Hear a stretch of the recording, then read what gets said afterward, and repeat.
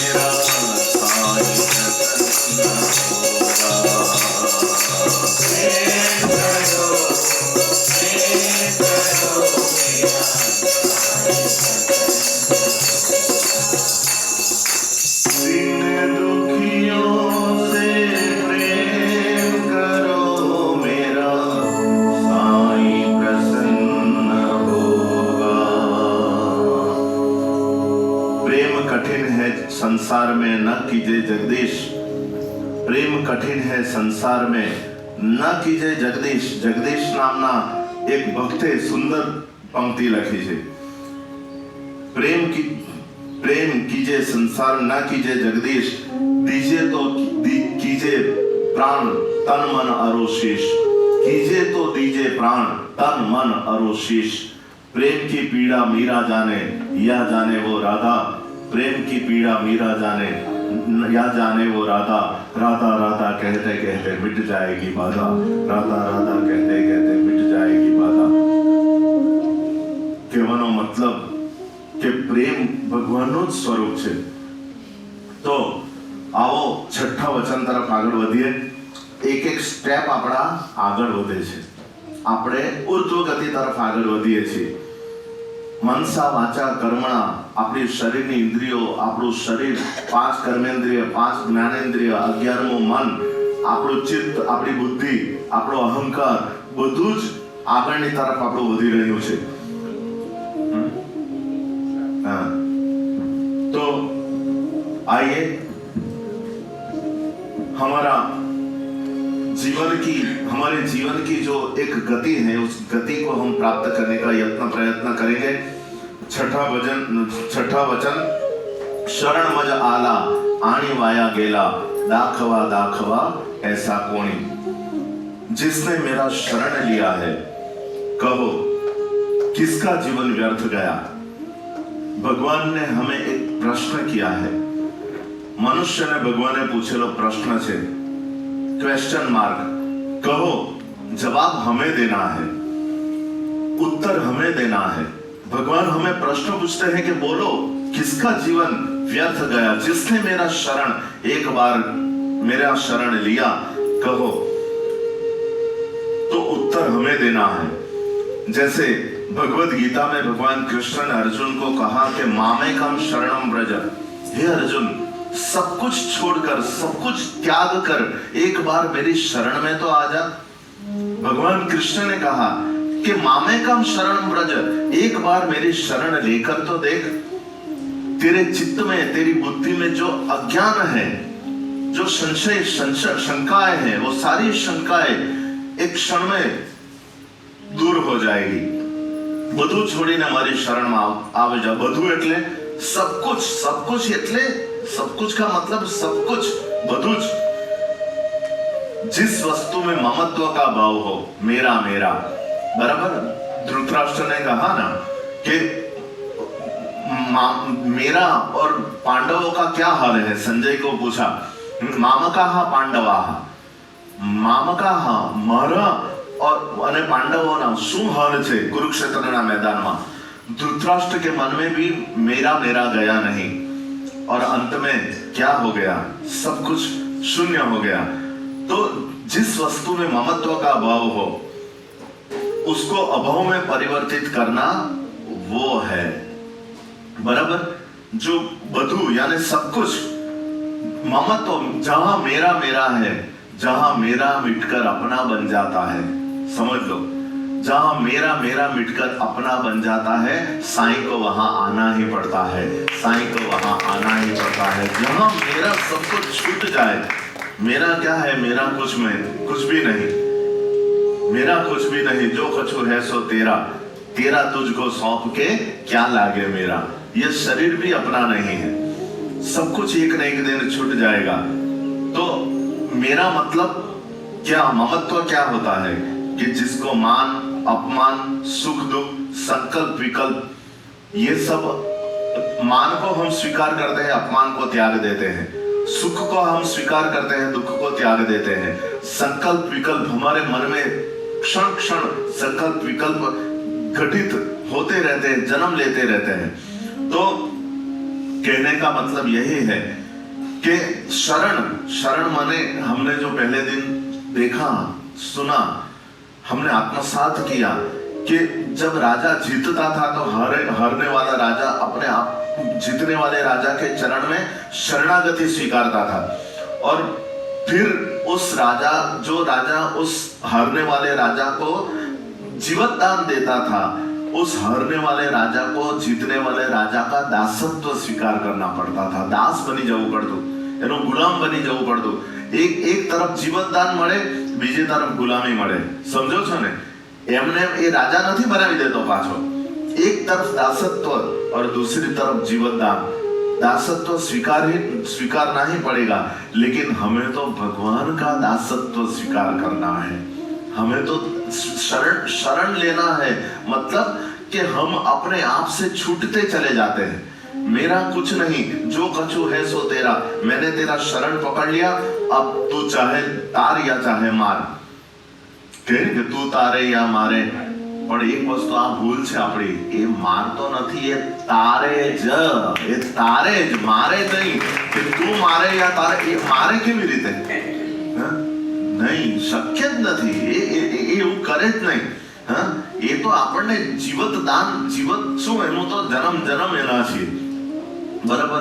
તું તારે या मारे. એ सूक्ष्म दृष्टि एक भक्त ની હોવી જોઈએ. सूक्ष्म दृष्टि होना चाहिए अपने जीवन में. तो भक्ति विश्व नियंता का कपाल का तिलक बनने की इच्छा करने से अच्छा है कि उनके चरण की चरण रज बन जाए. देखो, विश्व नियंता के भाल का तिलक हम बने, ऐसी इच्छा हम रखें, ये भूल जाए. उससे अच्छा है कि हम ऐसी इच्छा करें कि हम भगवान आपके चरण के चरण रज बन जाए. एक बार एक बात છે, કાલ્પનિક વાત, મજા આવશે, આનંદ આવશે. આ એક અદ્ભુત દુનિયા છે, સૃષ્ટિ. તો એક વાર કાલ્પનિક વાત છે કે સમાધિનો પથ્થર, આ ગુજરાતીમાં બોલું છું, સમાધિનો પથ્થર અને શિરડીના પથ્થર વચ્ચે વાદ વિવાદ થયો, વાતચીત થઈ. શિરડીના મંદિરના સમાધિનો પથ્થર એમ કહે કે પેલો શિરડીના પથ્થરને કહે કે તું મહાન, શિરડીનો પથ્થર સમાધિના પથ્થરને એમ કહે કે તું મહાન. બંને વચ્ચે વાદ વિવાદ થવા માંડ્યો. એટલે બાબા પાસે ગયા બંને પથ્થર, અને બાબા એને કહ્યું કે બાબા, અમારા વચ્ચે વાદ વિવાદ થાય છે કે બે માંથી કોણ મહાન છે, તમે એનો નિર્ણય કરો. તો બાબાએ કહ્યું કે જે સીડીનો પથ્થર છે ને એ મોટો છે, સમાધિનો પથ્થર નહીં. કે જે મારા ભક્તોની ચરણ રજ પોતાના મસ્તકની ઉપર ચડાવે એ પથ્થર મહાન છે, એ નહીં કે જહાં મેં બેઠા હું वो नहीं. આ વાત ખરેખર આપણને બધાને બહુ જીવનમાં પરિવર્તન લાવી દે એવી વાત છે कि जो मेरे भक्त मेरे दर्शन करने के लिए आते हैं, उनके चरण की चरण रज, जो दासत्व. बराबर? दास એટલે જેને બે અક્ષરની ભગવાને આપેલી ડિગ્રી. દાસ એટલે ભગવાને આપેલી ડિગ્રી. દાસને ઉલટું કરો. हम બીજું જોઈએ શું પછી? सदा हम सदा जिनके चरण की चरण रज धूली बनने के लिए तैयार है, तो हमारा जीवन अपने आप धन्य हो जाएगा. बाबा ने कहा कि वो ही धन्य है जो मेरे भक्त की चरण धूली अपने मस्तक के ऊपर चढ़ाता है. उसके किस्मत और नसीब का तो क्या कहना. तो शरणागत ना लक्षणों, शरणागत जो है उनके लक्षण क्या होते हैं? शरणागत के लक्षण, शरणागत जो होता है वो विनम्र होता है. विनम्र, ये लक्षण है शरणागत के. ભગવાન એમ કહે છે કે મારું શરણ જેણે લીધું, કહો કોઈનું જીવન એડે ગયું. શરણાગતિ ફક્ત શબ્દ નથી, શરણાગતિના લક્ષણો પણ હોય. જે શરણાગત હોય એના લક્ષણો હોય. वो विनम्र होना चाहिए. विनम्र, कोई भी परिस्थिति में अपने आप से बाहर ना निकले, अपना मन अपना चित्त धैर्य बना के रखे, अपने आप के संयम में रहे. वो विनम्र होना चाहिए. वाणी से, विचार से, व्यवहार से वो विनम्र होना चाहिए, अहंकारी नहीं, विनम्र. तो दूसरा लक्षण सहनशीलता. जो ये है शरणागत है, उनके जीवन में सहनशीलता. चाहे कुछ भी हो जाए, दुख के कितने भी बादल क्यों ना फट जाए. ये कहता ना गंगा सती पानबाई के भांगी रे पड़े रे जंजाड़ रे ब्रह्मांड रे, ભાંગી રે પડે રે બ્રહ્માંડ રે. ભક્ત એને કહેવાય કે એના જીવનમાં એનું ચિત્ત હટે નહીં, એનું મન व्यग्र न बने, सहनशील होना चाहिए किसी भी परिस्थिति में, शांत. दूसरा धैर्यवान, शरणागत का लक्षण धैर्यवान. धैर्य, श्रद्धा ने सबूरी. साईनो मंत्र एक જ, શ્રદ્ધા ને સબૂરી. જો એ બે ના હોય તો સૌ સાધના અધૂરી. શ્રદ્ધા ને સબૂરી, સમયથી પહેલા અને સમય પછી તે કઈ મળતું નથી. સમય પર જ મળે, સમયથી પહેલા પણ નથી મળતું, અને સમયનો ઇંતજાર આપણે રાહ જોવી જ પડે. તો એ ધૈર્યવાન હોવું જોઈએ. दूसरा मधुर भाषी, વાણીમાં વાણીની મીઠાશ, વાણીમાં પ્રભુ વસે, વાણી ગંગાતણો નીર, વાણીમાં છે ચિત્રકૂટ અયોધ્યા, વાણી સાક્ષાત રઘુવીર, વાણીમાં રહે સાંઈ નામ આપનું જપતા જાય સો ફકીર, વાણીમાં રહે સાંઈ નામ આપનું જપતા જાય સો फकीर। कुदरत को भी पसंद नहीं सकती जुबान में, कुदरत को भी पसंद नहीं सकती जुबान में, इसीलिए दी नहीं उन्होंने हड्डी जुबान में, इसीलिए तो दी नहीं उन्होंने हड्डी जुबान में। आ वाणी बे काम करे, બધું શરીરની ઇન્દ્રિયો એક એક કામ કરે, જીભ બે કામ કરે, એક સ્વાદનું અને બીજું વાદનું, બોલવાનું અને સ્વાદ પારખવાનું। જીભ 6 સ્વાદ પારખે, કયા કયા? ખાટો, ખારો, તીખો, તુરો, કડવો અને મધુર, 6 સ્વાદ। અને તે પણ ભગવાને આ ઇન્દ્રિયોને એટલી બધી સંયમિત રાખી છે, પરંતુ આપણે કંઈક મંચુરિયન ખાવાનું મન થાય તો હેલિકોપ્ટર કાંથી કાં પહોંચી જઈએ, કાંથી કાં જતા રહીએ। એક ભાઈએ પત્નીના જમવાનું ખાઈ ખાઈને કંટાળી ગયેલો, એટલો બધો ત્રાસી ગયેલો, એટલે એને વિચાર કર્યો કે ચાલ આજે તો કંઈક સારું લારી પર ઊભો રહીને કંઈક સારું ખાઉં। એટલે એ લારી પર ઊભો જે લારી હોય ને આપણે ઇન્ડિયામાં, તો લારી પર ઊભો પત્નીને ફોન કરી કે ભાગ્યવાન આજે મારા ઓફિસની અંદર મારા બધા મેનેજર ને બધા આવ્યા છે, બધા મહેમાન આવ્યા છે, એટલે મારા બોસે કહ્યું કે એ લોકોને હોટલમાં જમાડીને મારે ઘરે આવવાનું છે, તો હું પણ સાથે જમી લઈશ, એટલે તું જે બનાવ્યું છે એ તું ખાઈ લેજે, મારી રાહ જોતી નહીં, તું જે હોય તે ખાઈ લેજે, કારણ કે બિચારો કંટાળી ગયેલો। એટલે એને એમ કે ચાલો શાંતિથી આજે કંઈક ઢોસા બોસા કંઈક ખાઈ જાઓ। એટલે લારી પર ઊભો વાત કરે, એટલે સામેથી પત્નીએ જવાબ આપ્યો, કઈ વાંધો નહીં, તમે શાંતિથી ઢોસા ખાઈને ઘરે આવો, મને ચિંતા નથી। એટલે પેલા ચોંકી ગયો કે મારી પત્નીને કેમ ખબર પડી કે આ હું ઢોસાની લારી પર ઊભો છું। પેલીએ કહ્યું ઢોસાની લારી પર ઢોસા બરાબર એક નહીં 2 ખાઈને આવજો। પેલા પૂછ્યું કે ભગવાન તને કેમ ખબર પડી કે ઢોસાની લારી પર ઊભો છું? તેમ કે એમાં વળી નવું શું, ઢોસાની લારીની સામે ચાઇનીઝની લારી છે, તને પણ હું ઊભી છું। ભલો થયું ભગવાન, એના પર એમ કે હું ઊભી છું, અહીંથી તમે મને બરાબર સીધા જ દેખાવશો, એમ કે સીધા તમે ઓર્ડર આપ્યો તે પણ હું જોયા જ કરું છું, એમ કે મેં પણ આપી દીધો છે, ઝપટી લો, ખાઈ જ લો તમે, એમ કે ઘરે આવતા જ નહીં, અહીંયા જ ઝપટી લેજો, હું બી એ જ કરું છું, એમ કે આવી પરિસ્થિતિ છે। શું કરીએ? જે લૂલીના લટકા બહુ આપણને, બહુ લટકા, એટલી બધી ઇન્દ્રિય સંયમિત, તમને આપણને એમ લાગે કે જીભની આખી જીભ ઉપર આપણને સ્વાદ લાગે, આ આપણી ભૂલ છે। સોયની ટોચ આવે ને આ જીભની ઉપર, અમુક જ જગ્યા ઉપર એ સોયની ટોચ જેટલી કેટલી બધી આ જે વસ્તુ આપણા માટે નથી સારી, એ ભગવાને કેટલી સંયમિત રાખી છે। બીજી બધી વસ્તુઓ પણ જુઓ, વિષય વિકાર એ પણ એના માટે પણ કેટલો અલ્પકાલીન સમય, સ્વાદ એ પણ કેટલો અલ્પકાલીન, એટલું જ છે। આપણને એમ લાગે કે આ 2.5 ઇંચની 3 ઇંચની જીભને આપણે સ્વાદ પણ ખાઈ તો લઈ, પરંતુ અંદર જાય તો નુકસાન આપણને જ થાય। મારા જેવા ડાયાબિટીસ વાળાને વિચારીને ખાવું પડે, પણ અમારા ચેતુબેન તો મસ્ત કેરી ને હા ને તે ને હા બરાબર, આપણે તો જલસા જ છે અહીંયા। અમારા ચેતુબેન બરાબર ખવડાવ્યા કરે ને તો વજન વધી ગયું 2 કિલો અહીંયા રુસ્ટોનમાં આવીને। તો કહેવાનો મતલબ કે એટલું સંયમિત વસ્તુ એક જગ્યા ઉપર આપણને એ થાય। તો મધુર ભાષી શબ્દ, બીજું સમદર્શી, સમદર્શીને તૃષ્ણા ત્યાગી, દ્રઢ વૈરાગ્ય જેના મનમાં રહે, વૈષ્ણવ જન તો તેને કહીએ જે પીડ પરાઈ જાણે। સમદર્શી બધાને સમાન નજરે નિહાળવા વાળો, सबको एक नजर से देखने वाला, समदर्शी, कोई ऊपर नहीं कोई नीचे नहीं, कोई ऊंच नहीं कोई नीच नहीं, कोई ब्राह्मण नहीं कोई शूद्र नहीं, कोई विद्वान नहीं कोई अज्ञानी नहीं, कोई कोई कोई हिंदू नहीं कोई मुस्लिम नहीं, कोई नहीं, समदर्शी, सबको एक नजर से देखने वाला, और एक नजर से देखे व्यवहार भी उसके साथ ऐसा ही करने वाला। जो इसके साथ करे वो उसके साथ। હું બાલપુરમાં જ્યારે ભંડારો ચાલે ને, લગભગ આપણા મંદિરે 700-800 માણસ બધા આદિવાસીઓ આવે, 700-800 માણસ। આજે તો એટલી બધી જાગૃતિ બાલપુર આવી ગઈ, ભરતભાઈને એ લોકો આવેલા ત્યારે જોયું કે ગુરુવારે એટલા બધા આદિવાસીઓ માથું ઢાંકીને એટલા બધા વ્યવસ્થિત અને ડિસિપ્લિનમાં। હવે આદિવાસીઓ આપણે બાલપુરમાં 85% ક્રિશ્ચન, 85 કન્વર્ટ થઈ ગયેલા ક્રિશ્ચન। હવે મંદિર બાંધતા 12 વર્ષ એટલી બધી મહેનત કરી, પરંતુ ભગવાને એવી સફળતા અપાવી। તો એ જે ગુરુવારે આવે છે ભંડારો જમવા માટે, તો એ ક્રિશ્ચન લોકોને હું એમ કહું કે ભલે તમે બાબાના મંદિરની સીડી નહીં ચડો તો કઈ નહીં, મુખમાંથી ભગવાનનું નામ નહીં બોલો તો કઈ નહીં, કઈ જરૂરી નથી કે તમે સાંઈરામ બોલો કે આવો કે દર્શન કરો, કુછ ભી જરૂરી નહીં હે. ભૂખ તો બધાને લાગે, ભૂખ તો ધર્મ જોઈને તો લાગતું નથી, તો ભૂખ તો બધાને, તમે આવીને જમી તો જાઓ, કમસે કમ 2 કોડિયા તમે સાત્વિક ભોજનના લઈ તો જાઓ. તમે મંદિરના પ્રાંગણમાં પણ નહીં આવો તો કઈ નહીં, જમીને સીધા નીકળી જજો જોઈએ તો.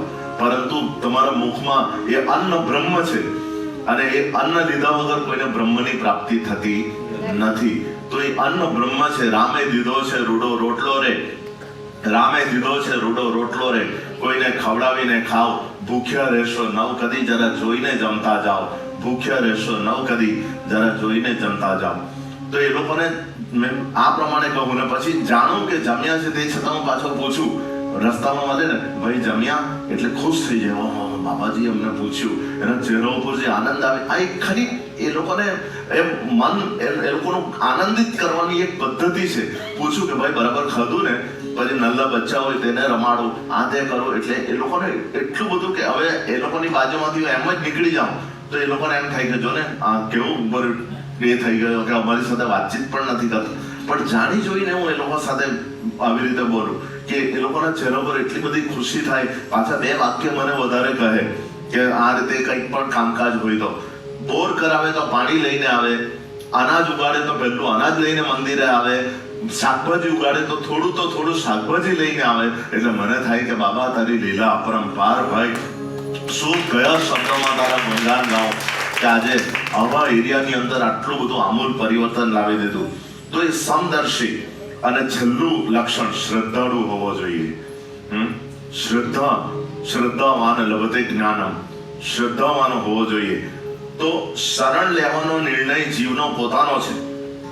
શરણ લેવાનો બરાબર છે ને, પોતાનો નિર્ણય છે. આ કોઈ બીજા કહે ને શરણમાં આપણે જઈએ એવું નથી. બહુ મોટો શબ્દ છે આ શરણ, બહુ મોટો શબ્દ છે કે શરણ લેવાનો નિર્ણય જીવનો પોતાનો છે.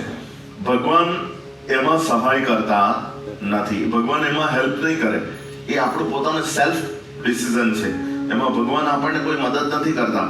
અને શરણાગતિ સ્વીકાર્યા પછી ભગવાન તેનો સાથ પણ છોડતા નથી. એકવાર શરણ में चला गया, फिर ભગવાન અર્જુનનો સાથ છોડ્યો નહીં. તો એકવાર શરણ લીધા પછી ભગવાન એનો સાથ પણ છોડતા નથી. જેવી રીતે વિભીષણ, બરાબર ને, વિભીષણ પ્રભુ શ્રી રામચંદ્રજીના શરણાગત ભક્ત, રાવણના દરબાર, રાવણના આટલા લંકાની અંદર વિભીષણ એક, અને વિભીષણે પ્રભુ શ્રી રામચંદ્રજીનું શરણું પકડ્યું તો રામજી એનો હાથ છોડ્યો નહીં. પૂતના જેવી પૂતના ભગવાન શ્રી કૃષ્ણને સ્તનપાન કરવા માટે મારવાના ઈરાદાથી ગઈ, સ્તન ઉપર વિષ લગાડીને, અને દૂધ પીવડાવ્યું, અમૃતપાન. જે રીતે દૂધ, ભગવાને તો અમૃતપાન કર્યું, વિષને બદલે અમૃતપાન કર્યું, અને પૂતનાના એ સ્તનનું દૂધ અમૃતપાન કર્યું તો ભગવાને પૂતનાને પણ સદગતિ આપી દીધી. ભલે રાક્ષસી હતી, વિચારો, શરણાગતિ સ્વીકારીને ભગવાનને બાળક બનાવીને પોતાનું માતૃત્વનું દાન કર્યું ભગવાનને, તો ભગવાને એને પણ ગતિ આપી દીધી. કાલિય નાગ, બરાબર, વિષ્ટર કાલિય નાગ, એને માર્યો નથી, એને નાથ્યો ભગવાને, એને માર્યો નથી, એને ફક્ત નાથ્યો છે, એને કાબુમાં લીધો. તો એ કાલિય નાગને પણ ભગવાને જે શરણાગત થયો એની ફણા પર ભગવાને નૃત્ય કર્યું અને એને નાથ્યો. એનું જે ક્રૂરપણું હતું એ ક્રૂરપણું દૂર કરી દીધું ભગવાને નાથીને. અને છેલ્લે અર્જુન, અને અર્જુનને પણ આ જ પરિસ્થિતિ. અને આપણે કેમ રહી જઈએ? કેમ જઈએ ને, એમાં શું? સાચી વાત છે. અર્જુનની પરિસ્થિતિ, આજે આપણે પણ શરણાગત ભક્ત જ છીએ ને. આજે આપણે બિલકુલ દુનિયાદારીનો બધું એ છોડીને આપણે એના ચરણમાં આપણે બેઠા જ છીએ. તો એ અર્જુન, ભગવાને પૂછેલા આ પ્રશ્નનો જવાબ આપવા આપણે ચિંતન કરવું પડે. ભગવાને આ પ્રશ્ન પૂછ્યો છે ને, તો એના માટે ચિંતન કરવું પડે. આજે સાચો શરણાગત ભક્ત એ છે કે જે પોતાના પ્રિય ભગવાનની આજ્ઞાનું ઉલ્લંઘન કરતો નથી.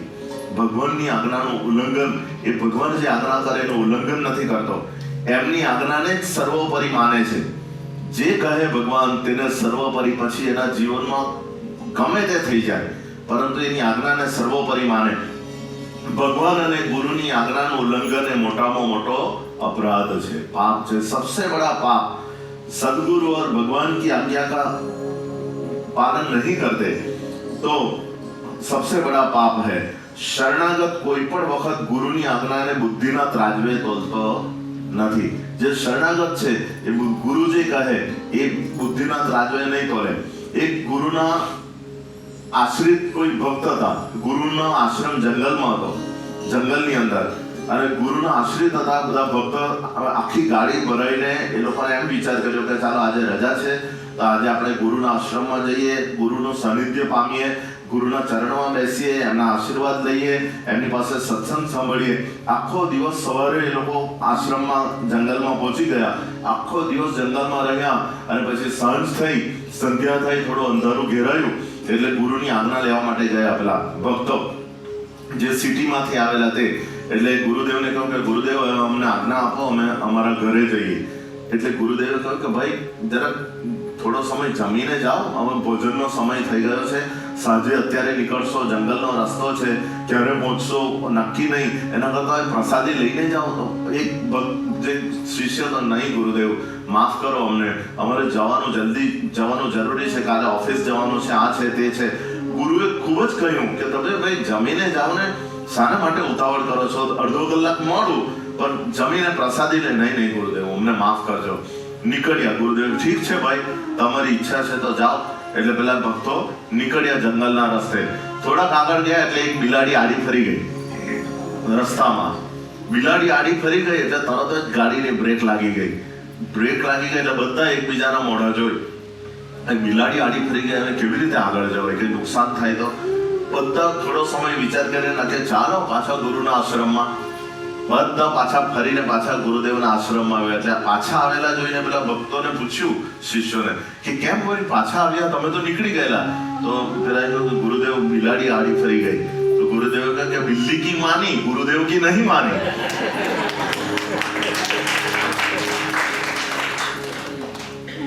તમે બરાબર સમજી જાઓ. બિલ્લી કી માની, ગુરુ બિચારાએ કહ્યું કે જમીને જાઓ તો નહીં, અમે તો જવાના. હવે બિલાડી આડી ફરી ગઈ તો પાછા બેક થયા. તો બિલ્લી કી માની, ગુરુદેવ કી નહીં માની. नींद से जाग ओ अज्ञानी, तू नींद से जाग, तू अज्ञानी है. जो समझना है वो गुरुदेव जो आज्ञा करे वो समझ. તો કોઈ પણ બુદ્ધિના ત્રાજવે તોલતો નથી.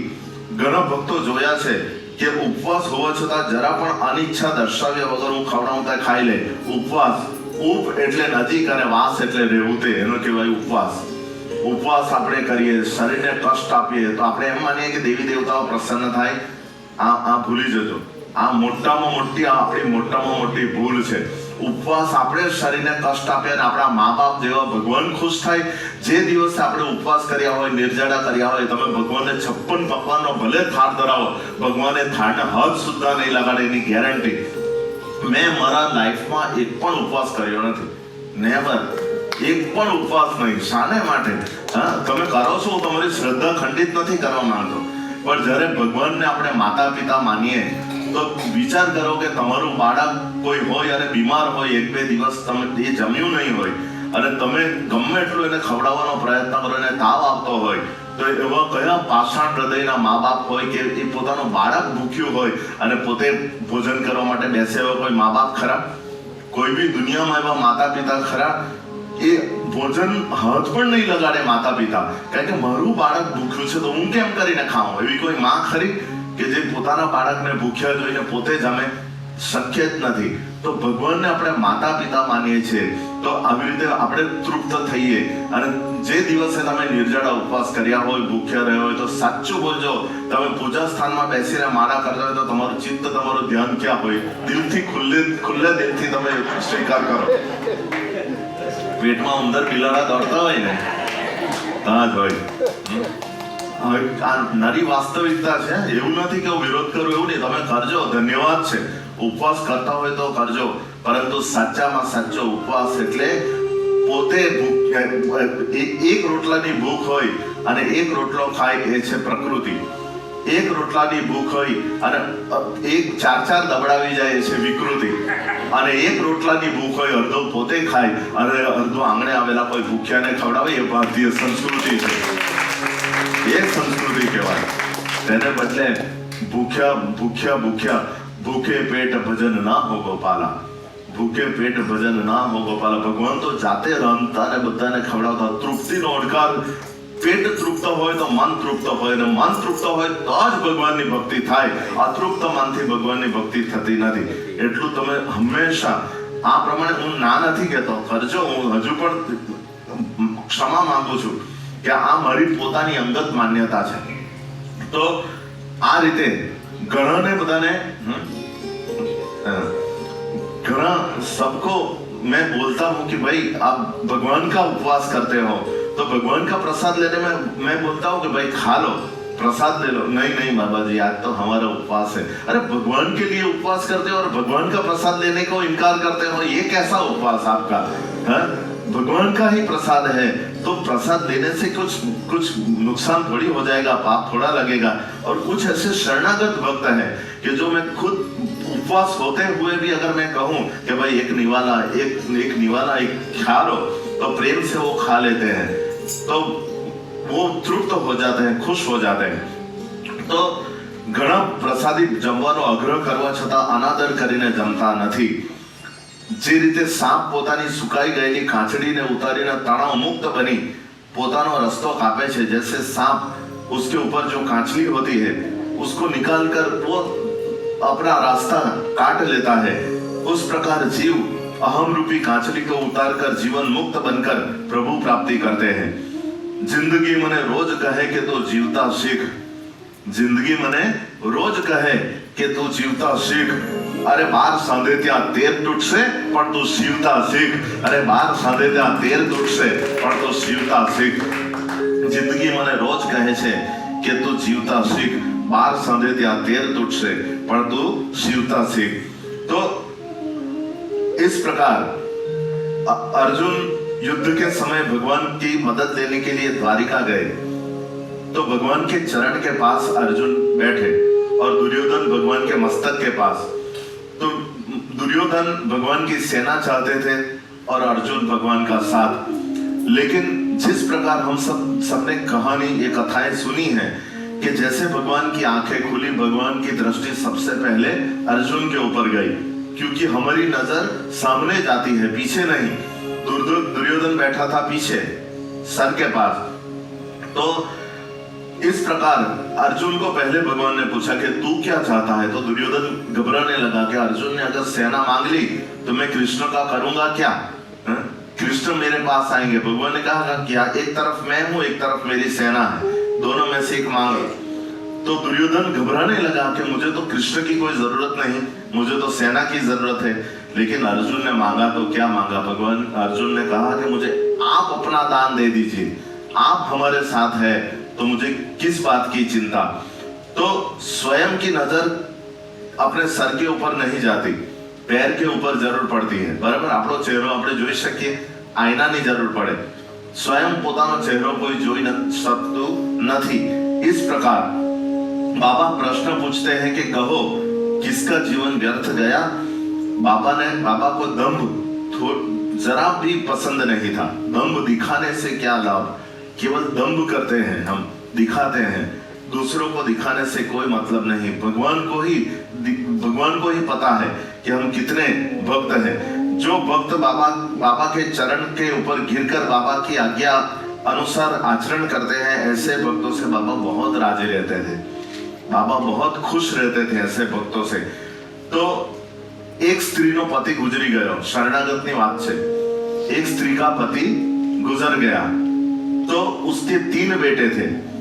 जैसे पति गुजर गया तो स्त्री भगवान को प्रार्थना करती है कि भगवान, मैं मेरे 3 बच्चों का मैं अच्छी तरीके से पालन कर सकूं, इसीलिए आपने मेरे पति को अपने पास बुला लिया। चलो जो हुआ ठीक हुआ, आपकी इच्छा। तो मेरे बच्चों के ऊपर मैं ज्यादा ध्यान दे सकूं, इसीलिए आपने मेरे पति को अपने पास बुला लिया। थोड़े वर्षों के बाद उसके 2 बेटे एक्सीडेंट में मारे गए। देखो, पहले पति गया, उसके बाद में थोड़े वर्षों के पश्चात उसके 2 बेटे भी एक्सीडेंट में मारे गए। तो फिर भी वो स्त्री बोली कि प्रभु, आपकी इतनी कृपा है कि अब मुझे एक ही बेटे पर ध्यान देना पड़ेगा, अब एक ही बेटे का लालन पालन करना पड़ेगा, मैं अपना सब कुछ प्यार एक ही बेटे पर अर्पण कर सकती हूँ, इसीलिए आपने मेरे जीवन में ऐसी घटना की। तो इसीलिए तो वो तीसरा पुत्र भी एक दिन माता को सोता हुआ छोड़कर कहीं चला गया। तीसरा पुत्र भी चला गया, माता को यूं ही, माता सोई हुई थी और तीसरा पुत्र घर बार छोड़कर, माता को छोड़कर कहीं चला गया। तो उस स्त्री ने कहा कि भगवान आपकी मेरे ऊपर कितनी रहम नजर है, मेरी वृद्धावस्था में तमाम चिंताएं आपने मेरी दूर कर दी, पति था, पुत्र थे, सब चिंताएं दूर कर दी, अब तो मैं आपका ही भजन पूजन करूंगी, अब मेरा चित्त आप में ही लगा रहेगा, कोई मेरे ऊपर सर के ऊपर कोई जिम्मेदारी नहीं रहेगी। इसीलिए नरसिंह मेहता कहते हैं कि भलु थयो भांगी जंजाल, सुखे थी भजीसु श्री गोपाल। भलु थयो भांगी जंजाल, सुखे थी भजीसु श्री गोपाल। यह है सच्ची शरणागति। तो बहुत ये जो शरणागति है, शरणागति हमें प्राप्त करने में हम अपने आप ही स्वतंत्र हैं, हमें अपने आप का निर्णय हमें ही करना है, हमारे आत्म कल्याण का निर्णय। तो आओ, बहुत अच्छा भजन, बहुत ही प्यारा भजन गुजराती में है, लेकिन आप सबको पता है ये भजन, ये हम भजन सुनते हैं लेकिन तालियां बजाते हुए। जो कोई मुसाफर होय ने, एक मिनट, मुसाफर होय ने तो एक स्थाने थी बीजे स्थाने जतो होय मुसाफर, तो रસ્તામાં એ ઉપરથી ધોમ ધકતો તાપ પડતો હોય એટલે થાકી જાય બિચારો, એટલે થોડો સમય વિશ્રામ કરવા એક વૃક્ષની નીચે, છાયડાની નીચે બેસે। એટલે વૃક્ષની નીચે જોઈ તો બધા બગલાઓ બધું નીચે બધું ગંદુ ચરકીને બધું ગંદુ કરી નાખેલું હોય। હવે એ વૃક્ષની નીચે એને વિશ્રામ કરવો હોય એટલે પેલો મુસાફર શું કરે, જોરમાં આ પ્રમાણે તાળીઓ પાડે, એટલે વૃક્ષની ડાળી ઉપર બેઠેલા બધા બગલાઓ જે હોય ને બધા નીચે ચરકીને ગંદુ કરે એટલે બધા ઉડી જાય। મુસાફરને એમ થાય કે હું સૂતેલો હું ને મારા પર ગંદુ કરે તો મારું શરીર ગંદુ થઈ જાય, એટલે જોર જોરમાં તાળીઓ પાડે એટલે બધા બગલા ફટફટ ફટફટ ફટફટ કરતા ઉડી જાય।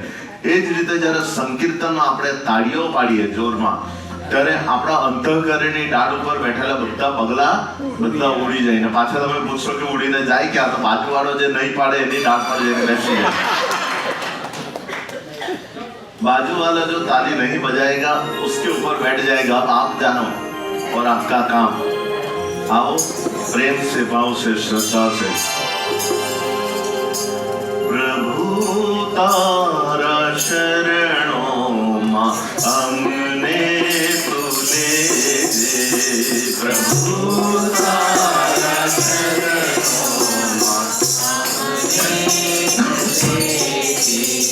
प्रभु तारा शरणों मां हमने तुले दे।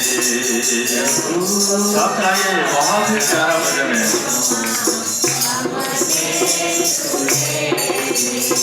करीने दया दृष्टि तारी तुले दे, करीने दया दृष्टि तारी तुले दे, करीने दया दृष्टि तारी तुले दे, करीने दया दृष्टि तारी तुले दे। प्रभु तारा शरणों मां हमने तुले दे।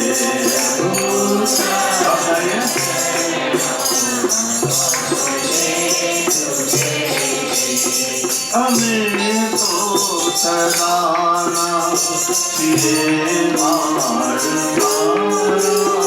हमें तो सदाना ये मार कभी नाथ न जोशो हमारा, कभी नाथ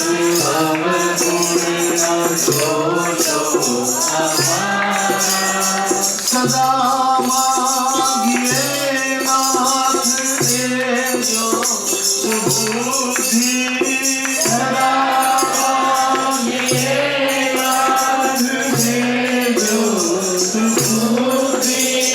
अभिनति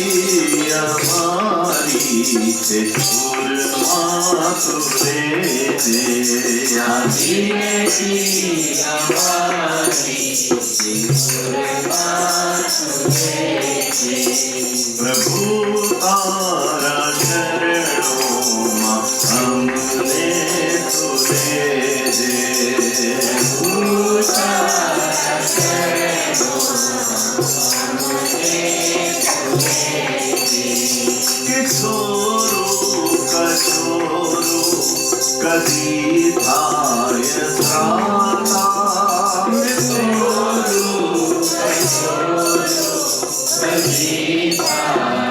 त्राता, न करता कदी रोष सीता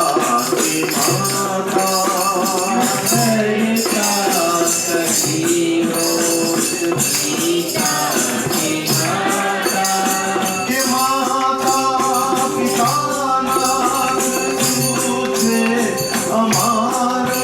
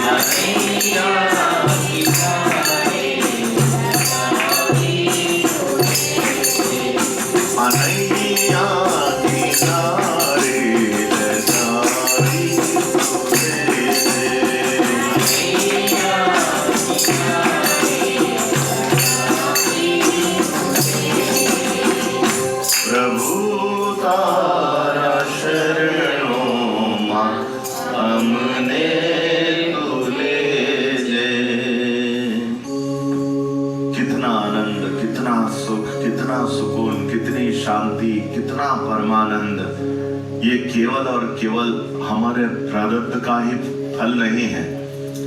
हमारे सदगुरु, हमारे इष्ट, हमारी माता, हमारी जगत जननी और हनुमान जी महाराज की असीम कृपा से हमारे जीवन में ये दिव्यता, ये लाभ फलश्रुति की जैसे प्राप्त हो रहे हैं, तो बहुत ही आनंद आता है आप सब लोगों से, आप सब लोगों का दर्शन करके।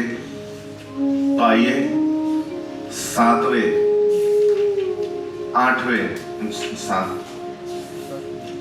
सातवें वचन की ओर आगे बढ़ते हैं। जो जो मज बजे जैसा जैसा भावे, तैसा तैसा पावे मिहि त्यासी। जो मुझे जिस रूप में, जिस स्वरूप में बजते हैं, फिर से मैं कहता हूं कि साईं केवल एक स्वरूप नहीं है, ये विश्व रूप है। केवल एक शब्द को न पकड़े, इनके ऊपर चित्त ध्यान मत दे।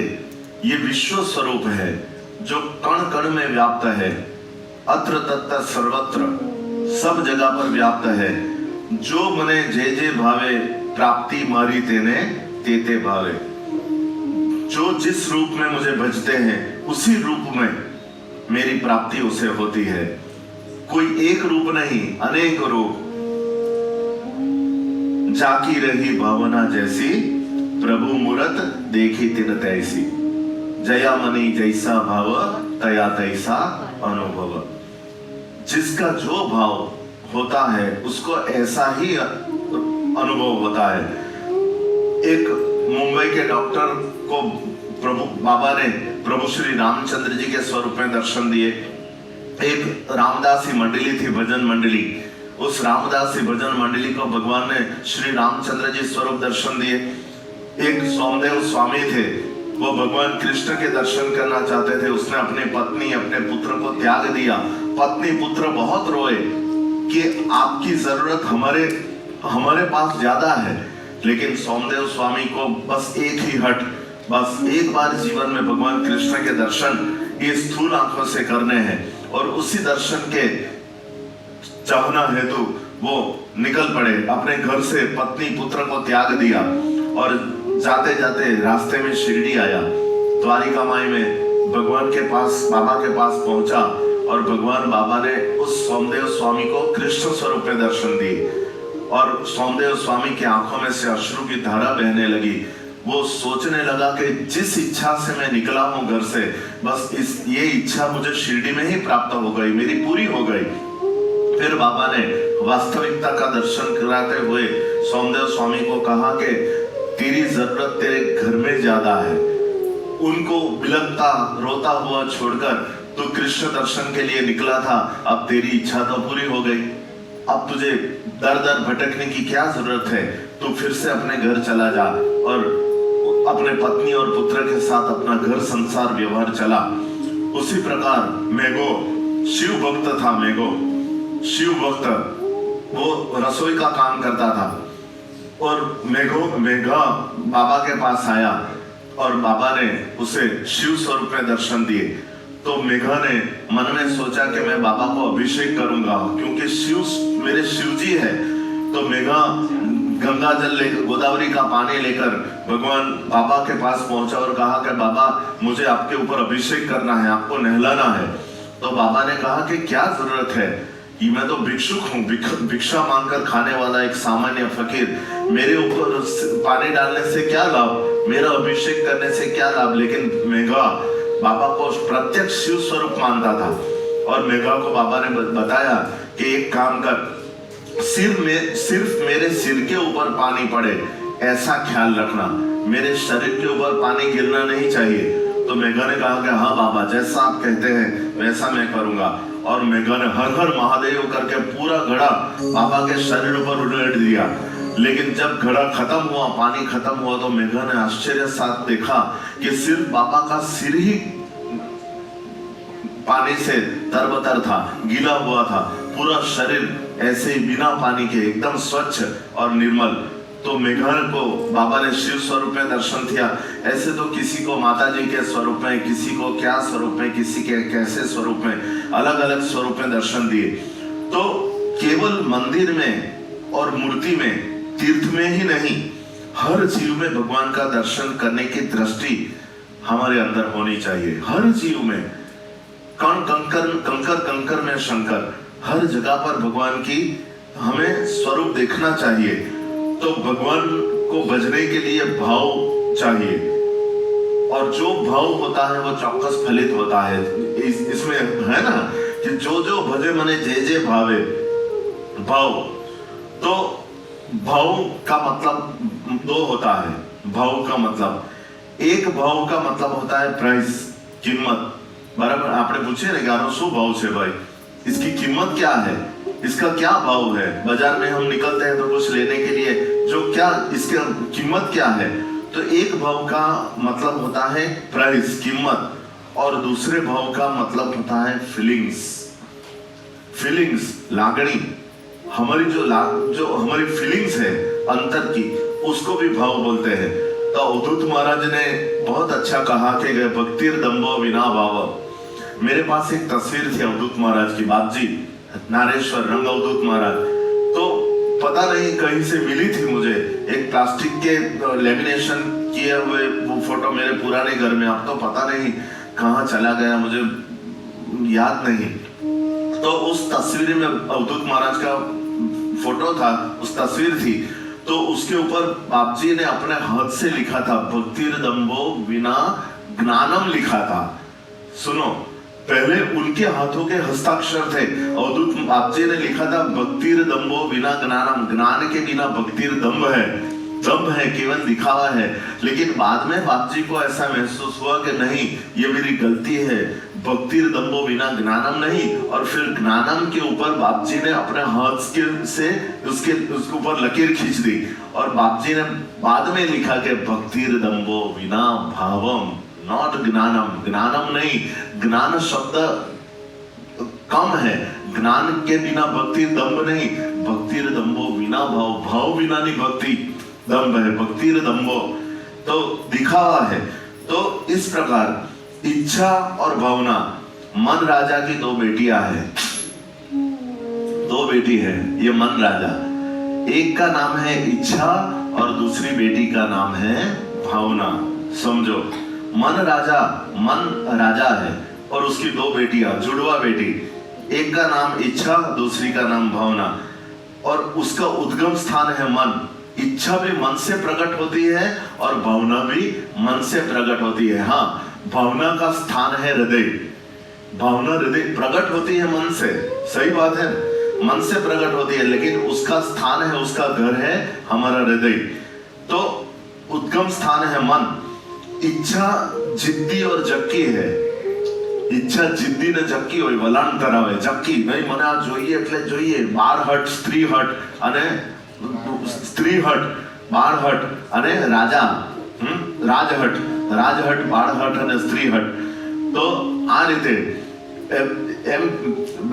રીતે જે રાજા છે, તો આ પ્રમાણે ઈચ્છા જક્કી અને જીદ્દી છે, જક્કી વલણ ધરાવે છે, જ્યારે ભાવના છે પ્રેમાળ છે, ભાવના જે છે પ્રેમાળ છે। જ્યારે ઈચ્છા છે આ મને જોઈએ એટલે જોઈએ જ। તમે બાળકને લઈને બજારમાં કંઈક વસ્તુ લેવા જાઓ તો બાળક રમકડું લેવાની જીદ કરે તો તમારી જે વસ્તુ તો એમ જ રહી જાય, બાળકને રમકડું અપાવવું પડે, નહીં તો રડીને તમારું પરેશાન કરી મૂકે।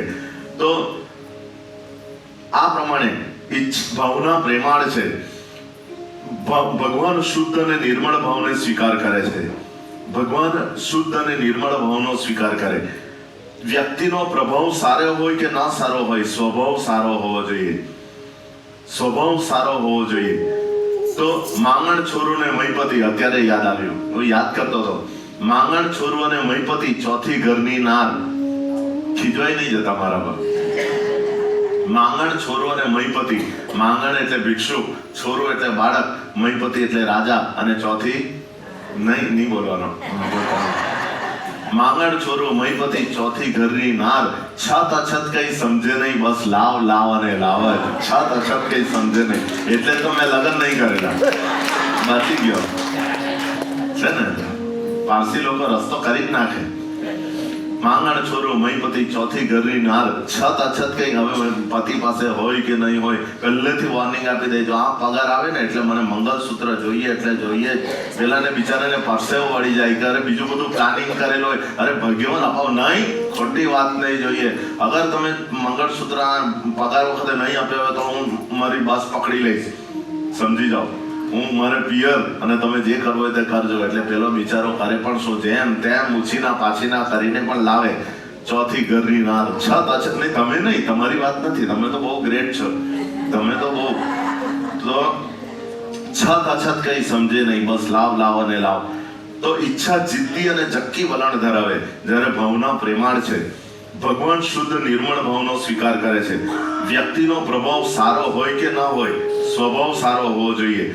અલગ અલગ ભાવ પ્રમાણે પ્રભુ પ્રાપ્તિ, બરાબર, અલગ અલગ ભાવ પ્રમાણે, જેવી રીતે યશોદાજી અને કૌશલ્યાજીને પ્રભુ પ્રત્યે પુત્ર ભાવ, વાત્સલ્ય ભાવ જાગ્યો, પુત્ર ભાવ જાગ્યો, એટલે યશોદાજીને કૌશલ્યાજીને ભગવાન એ રીતે પ્રાપ્ત થયા।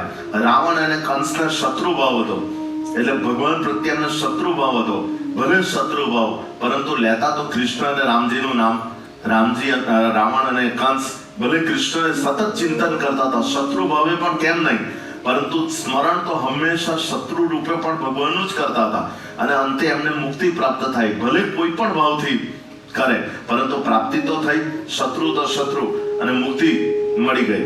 ગોપીઓ જે હતા એ સખી ભાવ, સખ્ય ભાવ, પ્રેમ સ્વરૂપ, પ્રેમાળ, પ્રેમિકાના સ્વરૂપે. સુદામાજીને સખ્ય ભાવ, ગોપીઓને સખી ભાવ. બરાબર, ગોપીઓનો સખી ભાવ છે, સુદામાજીને સખ્ય ભાવ, મિત્રતા. હનુમાનજીને દાસ્ય ભાવ, હનુમાનજીનો ભાવ હતો દાસ્ય ભાવ. અને મીરાજીનો હતો સ્વામી પ્રિયતમ ભાવ. મીરાજીને મેરે તો ગિરધર ગોપાલ દૂસરો ના કોઈ, મેરે તો ગિરધર ગોપાલ દૂસરો ના કોઈ, એ રીતે સ્વામીનો પ્રિયતમ ભાવ હતો. તો આ રીતે આપણે સર્વને સંસાર વ્યવહારના કામો સરળ લાગે છે, સંસાર વ્યવહારના કામો સરળ લાગે, પરંતુ માનવ જીવનનો પરમ લક્ષ્ય, પરમ પ્રાપ્તિ, સત્સંગ, ભક્તિ કઠિન લાગે. બીજો બધા જે વ્યવહાર કરીએ ખરેખર વાસ્તવમાં એ દુષ્કર છે, કઠિન છે, પરંતુ આપણે એ જ ઘટમાળમાં રહેલા એટલે આપણને એ કામ સરળ લાગે. પરંતુ છે એનાથી ઉલટું, સંસાર વ્યવહાર કઠિન છે જ્યારે હરિભજન સરળ છે. સંસાર વ્યવહાર કરવો બહુ કઠિન છે, જ્યારે ભજન કરવું એ સરળ છે, પરંતુ આપણને આ કઠિન લાગે. સંસારમાં મમતા મારે છે, ભગવાનમાં મમતા તારે છે. સંસારમાં સમતા બની રહે અને ભગવાનમાં મમતા બની રહે એવા પ્રયત્ન કરવા જોઈએ. સંસારમાં મમતા મારે, ભગવાનમાં મમતા તારે. તો કોઈ વસ્તુ ઉપર આપણને પ્રેમ થાય તો એને કહેવાય આસક્તિ. કોઈ વસ્તુ, કોઈ પદાર્થની ઉપર, કોઈ વસ્તુ ઉપર આપણને પ્રેમ થાય તો એ આસક્તિ કહેવાય. કોઈ વ્યક્તિ ઉપર આપણને પ્રેમ થાય એ છે मोह, उसको कहते हैं मोह. और भगवान के ऊपर जो प्रेम होता है उसको हम कहते हैं भक्ति, उसे भक्ति कहते हैं. तो एक भरवाड़ ने એના પુત્ર, એક ભરવાડ હતો, ગાય ઘેટા બકરા ચરાવે. એ ભરવાડને કોઈક હશે, કોઈક સેવાભાવી વ્યક્તિ, એને અને એના પુત્રને એક સેવાભાવી વ્યક્તિએ રાત્રિ શાળામાં દાખલ કરી દીધા.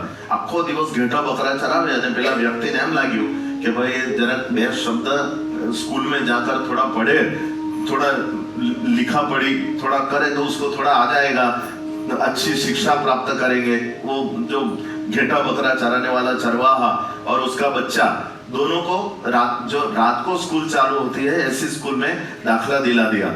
तो थोड़े दिन के बाद वो भरवाड़, वो चरवाहा और उसका बेटा दोनों उस सेवाभावी व्यक्ति के पास आए, हाथ जोड़कर आंख में अश्रु के साथ बिल्कुल बिलखते रोते आए और उसके चरण पकड़ लिए और उस सेवाभावी व्यक्ति को कहा कि भाई आप जो चाहो तो आपके घर में कोई भी गाय भैंस घेटा बकरा जो कुछ है, जो भेड़ बकरियां है, सबको मैं बिना मूल्य चरा दूंगा, बिना मूल्य जंगल में लेके जाऊंगा, उसको संभालूंगा, लेकिन ये स्कूल में आपने जो दाखला दिलाया है वो मुझे निकाल दो, वो हमारे काम की बात नहीं है. घंटे जो भेड़ बकरे चराना ये मेरे लिए आसान है, लेकिन ऐसा ही हमारे साथ भी होता है.